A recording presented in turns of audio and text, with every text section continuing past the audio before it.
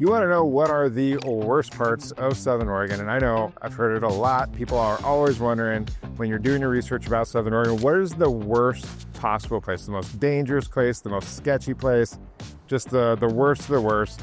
And I'm actually going to tell you all about that on this video right here. I'm actually going to do you one better. I'm going to show it to you because that's where I'm at right now. I am on the Bear Creek Greenway, as it is officially named. And this is bar none the worst part of Southern Oregon, the worst part of Medford, for a lot of reasons I'm going to explain to you here shortly. But what you'll see here behind me is a little map of the walking path of what this is. And so I'll tell you what the Bear Creek Greenway is. I'll tell you why it's so dangerous. I'll tell you all of the above. And let's go ahead and take a little walk down here. And I'm going to use my phone for some notes as we're talking to be able to tell you some of the important things about this place so that I'm not just kind of going off the cuff here. But the key thing to do there is just know that you can kind of sit back, relax, and enjoy your safety at home while I'm out here risking my life on the Greenway. That might be a little bit of a stretch, but it is also a little bit true. So what is the Greenway? It's a walking path that stretches from Ashland in the south all the way to Central Point in the north, and it's paved. It was actually designed originally to be a bike path, and from the history of it, it sounds like it was started, the conversations at least were started back in like the 1890s of having conversations about putting this path together for the locals, and it kind of evolved from there. It finally took off in like the 1970s.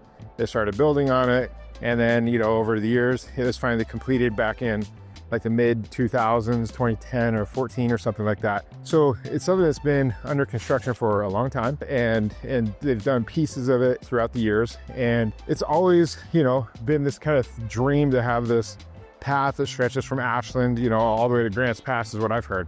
But it's not there. It's just 20 miles right now. So it parallels Bear Creek, which is over here to the left, which is how I got its name. And it also parallels I-5 for a lot of it. And that's where a lot of the issues come from, is because I-5 is known as a corridor for transients and homeless. And that is also what the Bear Creek Greenway has become. And that's where a lot of the issues reside. So issues, there's a lot of them. And so if you look up the history of it, you'll see online, just by doing some Googling, you'll find out that there's been a lot of issues. Homicides.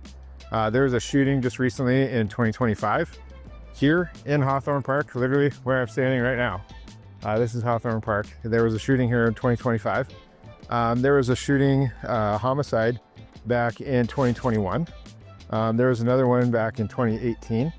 And that one was actually, somebody was beheaded on the path over there in Ashland, which is quite a ways away from where I'm at right now. But yeah, I mean, it's been everything you could imagine and then some. Drugs, crime, all of the above. And so it's one of those things where, I'm sure if you can imagine, I'm sure it's happened out here. And it's sad because it's was once, talked about, and like I said, in the 1890s, about this thing that could be, stringing the communities together as a walking path.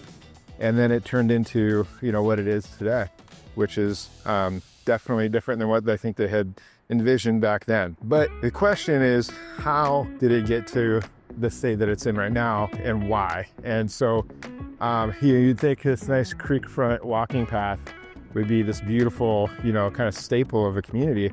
And it has become a staple of the community in a really, really bad way. Because it's, again, like I said, the homeless corridor. And you see the creek behind me has just camps all over its banks throughout, the whole 20 miles of it. There's camps all over, and there's all sorts of just kind of bad stuff going on there, bad stuff going into the creek, sewage, drug needles, all that kind of stuff going straight into Bear Creek. And so there's really been a lot of, uproar from the community about, hey, why don't we clean this thing up? Why don't we get some funds federally or from the state and do a restoration of Bear Creek and make the whole area really beautiful like it could be. And that's, hasn't happened obviously yet, but it'd be nice. So that's what's kind of going on there. It's bad because of those reasons primarily, but there is a little bit of silver lining, like everything. And that would be essentially that there is an area here or all the kind of the bad stuff here it's pretty well concentrated. You won't find much of this stuff going on a couple blocks really away. Even if you go 1 block, you're going to be in some pretty nice residential neighborhoods and stuff like that. And so yeah, that's one of the things that's kind of nice to know, is like, it's not something that's widespread, right? Like you don't see this stuff all throughout Medford or really all throughout Southern Oregon. It's really kind of isolated to this stretch, thankfully.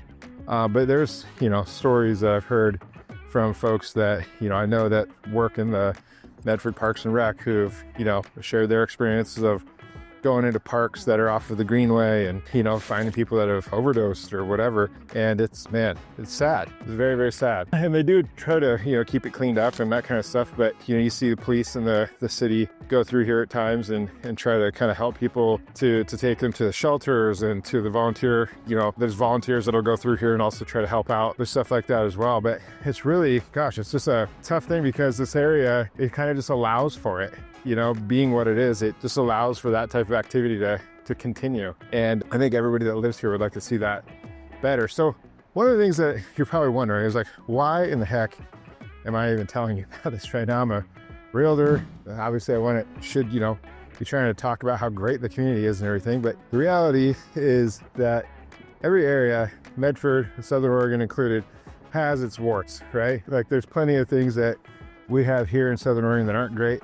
And so my job is to be honest with you, to show you the good, the bad, the ugly. This is some of the ugly, right? So there's plenty of good. And that's one of the things that I think is important to know, is that, as you're watching this channel and you're seeing, the other videos that are on here, I really encourage you to watch some of the other ones that are about the beautiful parts of Southern Oregon, because there's so many more of those. So many beautiful neighborhoods, so many beautiful, hikes and parks and great things to do. So really, encourage you to check all that stuff out while you're on the channel here. I'm Brian Simmons with the Buying Southern Oregon Real Estate team. And if you're thinking about relocating to Southern Oregon, check out our relocation guide. Scan the QR code right now on the screen. There's also a link in the description of the video. You can check that out as well. But reach out. I call, text, email, whatever's easiest for you. And I'd be more than happy to chat with you and show you some of the beautiful parts of Southern Oregon, or some of the not so beautiful parts of Southern Oregon like we're south of deck. So thank you for watching this video, and I'm gonna get out of here while I can. Have a good one.